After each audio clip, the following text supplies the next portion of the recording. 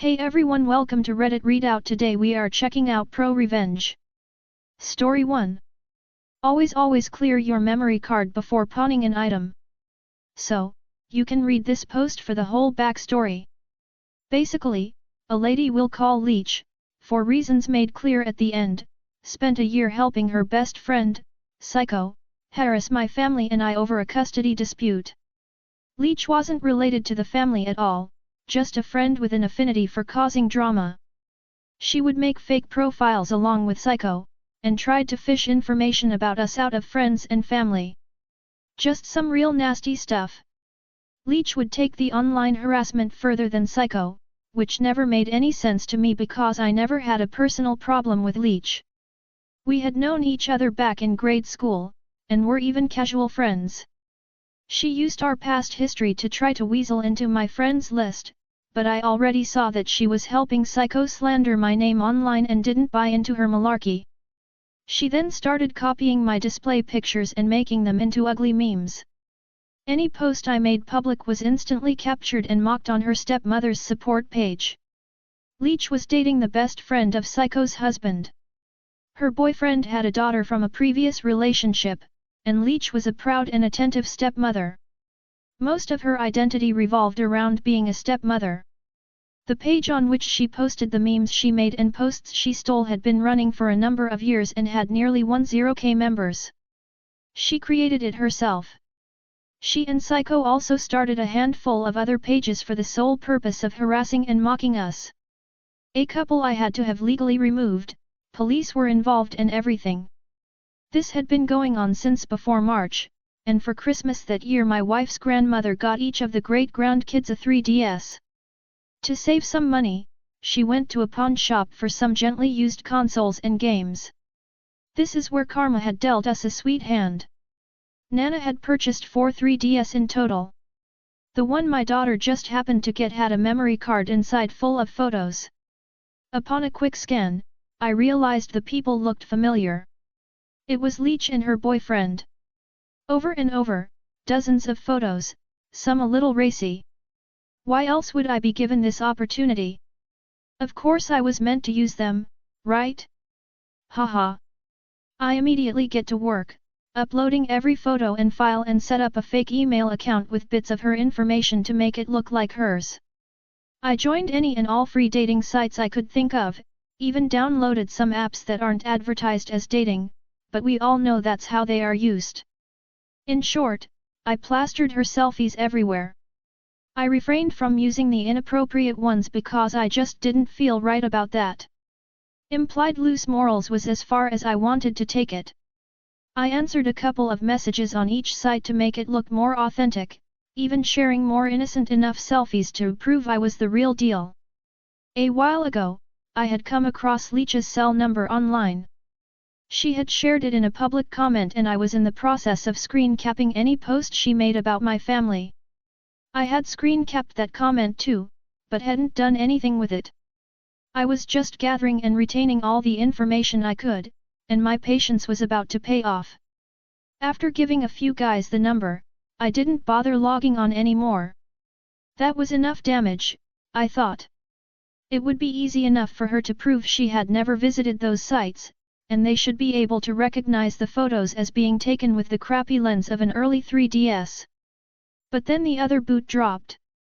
After a few weeks, maybe a month, I go snooping on Leech's stepmother's support page to see if she had anything to say about my antics, but it was quiet. Weird. I check out her profile and find all her past posts have been hidden, and the boyfriend scrubbed of all photos available. When I check out his profile, there is this gigantic rant about unfaithful bitches. Oops. Turns out, Leech had been sleeping with her boyfriend's best friends, the guy Psycho was married to, older brother. It had been going on for some time and no one knew anything, not even Psycho. If the boyfriend hadn't confronted her about the random texts she was getting from horny guys, he never would have seen the other texts that were cleverly disguised to hide the affair. Being a self-proclaimed stay-at-home stepmom, he had visitation every other weekend and 2 weeks in the summer. Leech had no interest in holding a job. The boyfriend owned and paid for everything, including her cell phone. When he found out about the affair, he kicked her out of the house and took her phone. He pawned all of it to pay off some of the enormous debt she had put him in. The reason the 3DS was in the pawn shop at all was because he needed some extra cash. It was his 3DS, and he had pawned it for some money for a present for her. He wasn't able to pay it back in time and the shop owner resold the item. That's why the memory card wasn't wiped or anything. I'd say it was meant to be XD. Story 2. Give my hours away to a new hire. I'll leave you with a store to close yourself misfiled paperwork and get you fired. I've been lurking on here for a while and finally wanted to post this. Formatting is going to be messy, on mobile. This is a long one, stick around for the juice. This happened a couple months ago at an old employer. I worked at a supermarket in my state throughout high school and while in college in the United States, making $9 to start and only $10.50 at the end.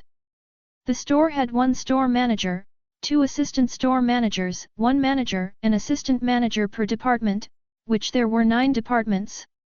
For 5 years, I worked every position there because who knew what hiring was, right? Understaffing was a regular here. So if a department needed closing and I worked, I had to close it. From stocking to register to manager's duties, everything was game. My biggest acknowledgements were being a bookkeeper, out terms of the person who keeps track of all the money, monitor, glorified cashier, basically wrangle the regular cashiers and divvy up cash drawers to each register, service desk, cigarettes, lottery, customers bullshit, and store opener/closer. There were 5 people who knew bookkeeping, 2 other people besides me and the 2 managers who ran the front end of the store. There were about 5 monitors who all needed to be trained on service desk as well. Every monitor and bookkeeper needed to know how to open the store and close it.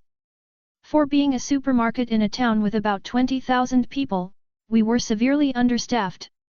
I worked 12 to 16-hour shifts at least once a week because people would call off all the time. Keep all this in mind for later on. Backstory: I started working here at 16 in high school, originally as a stock person. 25-hour work weeks, eventually moved up to 35-plus-hour work weeks. Moved up to register, then monitor, then service desk and finally bookkeeping when I turned 18, now 21. The hours were always good, never had a week drop below 35 hours at least. But it all changed because of some dickhead. At the start of COVID-19, I was working while in college, so all these guidelines had to be followed. Everyone needed their toilet paper and hand sanitizer to keep COVID away. No biggie. On top of the guidelines, we also had been hiring a copious amount of people. This store had a history of training new hires with other people who have been working for maybe a month or so. So as you could guess, training was a disaster. But since COVID-19 had the store busy all the time, we needed more people. I wanted to train people the right way because I got sick of doing other people's jobs. In March, we had gotten 4 new hires to train for my position. Now these new hires needed training on the service desk. Easy, let them run it while I watched and helped out the best I could. Easiest way to get people to learn. Most of them needed trained on here because there were 3 of us total, at the time, who could run it. After training everyone, 1 per shift at a time over 4 weeks, there were 7 people now ready to fuck up the world. But everyone who knew how to run the service desk needed training on monitor too. Guess who had to train everyone for another position? After another 4 weeks of bullshit, everyone got trained. Around this time was the end of May. This is where the juice begins.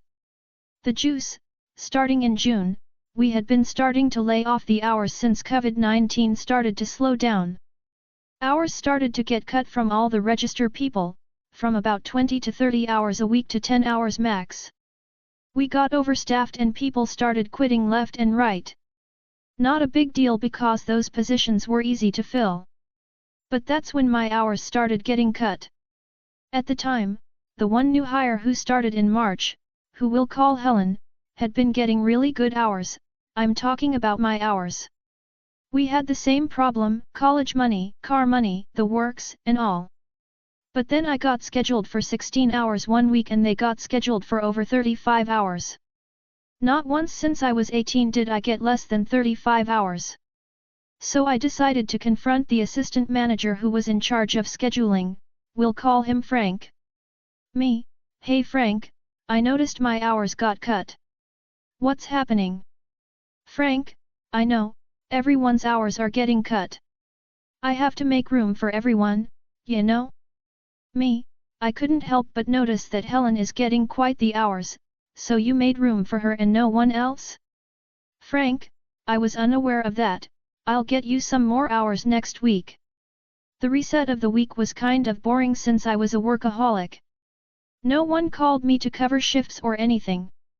The following week, I asked around to see who covered any shifts last week and it turns out that all the new hires got called first.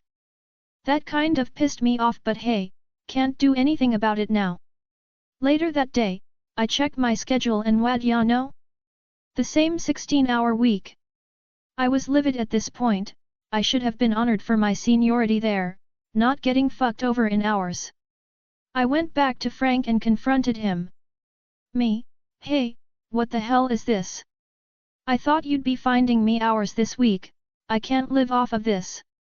Frank, well it turns out that I couldn't find you hours. I tried calling. Me, bullshit you tried calling me, not a single person called me. Instead, all the new hires got called. What the hell man? Frank, there's nothing I can do, you might have to just find another job. This pissed me off beyond belief. I was ready to pop. But this is when my bright idea came into play. For a couple days, I searched around for other supermarkets in my area offering jobs. After about a day of searching, I found a job paying double what I made now for the same qualifications. I gave them a ring and got an interview for the following week. The following day, I went into work, for what I didn't know was my last shift, and told Frank what was happening. Me, hey Frank, I just wanted to let you know I took your advice. Frank, advice? Do you mean finding another job? Me, you're a fucking right, I hope you have fun. I will never forget the look on his face. Completely baffled. He didn't expect me to actually find another job so quickly. This is where my revenge began. Revenge, after I walked out of Dickhead Frank's office, I went around doing my usual work. During every shift, a metric fuckton of paperwork needed to be processed in the computer in order to close the store correctly and set up bookkeeping for the next day. Fun fact, that day in particular was Snap Day.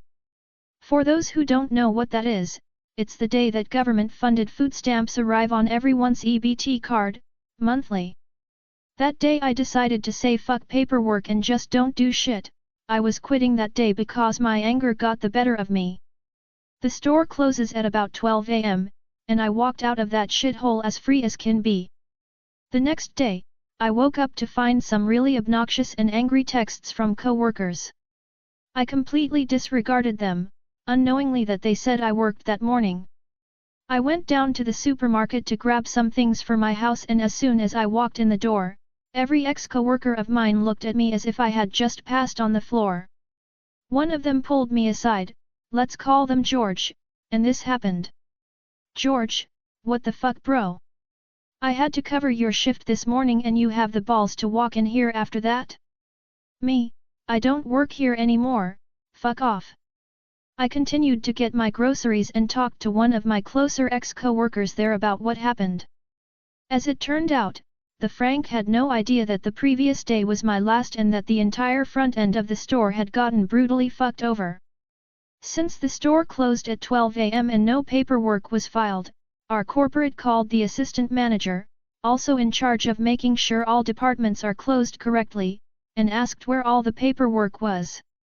No idea that I had not filed it, Frank had to go into the store, over an hour away from him, to file all the paperwork himself. Not only that, tons of violations were given to him because since none of the paperwork got done by the person closing, no one had a record of anything done at the store from the previous day. On top of everything, the amount of paperwork needed done was practically doubled since that day was snap. As soon as the store manager heard about this, she was livid. After about a month, I was working my new job and heard some information about Frank. Apparently he had to go into a meeting with our corporate bosses and the store manager. He had gotten fired from his position due to all of this and had not been able to get a letter of recommendation from that employer also. Sucks to suck, hey? TLDR, manager gives my hours away to new hire and tells me to get another job. I walked out and got him a bunch of violations and fired due to his stupid remarks. Post edit, for my first post, I greatly appreciate the upvotes and positive. That's all for today. Please don't forget to like and subscribe.